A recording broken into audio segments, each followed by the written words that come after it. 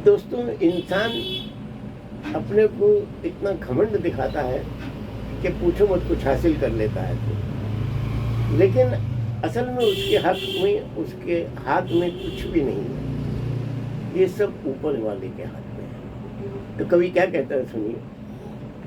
मनुष्य सिर्फ कर्म का अधिकारी है, कर्म करेगा बस। तो मनुष्य सिर्फ कर्म का अधिकारी है, परिणाम उसके हाथ में नहीं, परिणाम उसके हाथ में नहीं।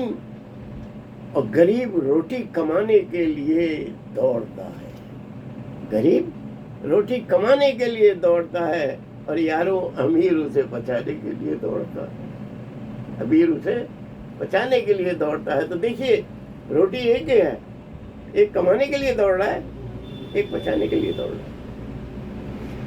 अगर मनुष्य के हाथ में सब कुछ होता तो कवि क्या कहता है, सुनिए।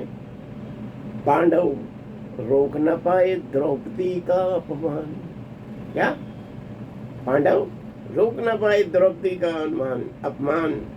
केकई दिला न पाई भरत को कमान। भरत को राजा नहीं बना पाई था केकई। बुद्ध को सारे सुख भी रास ना आए। बुद्ध भगवान ने सब कुछ त्याग दिया ना, राजा थे ना वो तो। बुद्ध को सारे सुख भी रास ना आए, और राम सीता का हरण भी ना रोक पाए। रामचंद्र जी तो भगवान थे ना, वो भी सीता का हरण नहीं रोक पाए। तो इसका मतलब क्या कहता है कवि, कि सब कुछ ऊपर वाले के हाथ में है।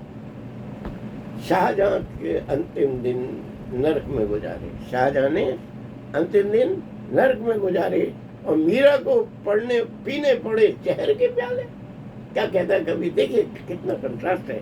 शाहजहां ने अंतिम दिन नरक में गुजारे, और मीरा को पीने पड़े जहर के प्याले, और स्वर्ग तक की सीढ़ी न बना पाया रावण।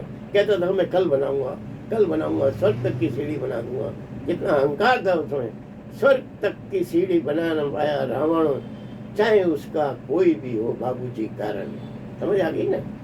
आगे क्या कहता है कि मधुमक्खी द्वारा इकट्ठा किया हुआ शहद। बड़ी गहरी बात है। मधुमक्खी द्वारा इकट्ठा किया गया शहद, और चींटियों द्वारा इकट्ठा किया गया अनाज, और इंसान द्वारा इकट्ठी की हुई दौलत कल किसी और के काम आएगी ना कि आज। कल किसी और के काम आएगी ना कि आज। तो कंक्लूड करता है कवि, फिर उसको बात बताता है, इस बात की अहमियत बताता है। क्या है कि भगवान ने अपने हाथ में जन्म मृत्यु यश अपयश अपने हाथ में रखा है, और कितना उसका कंट्रोल है देखिए।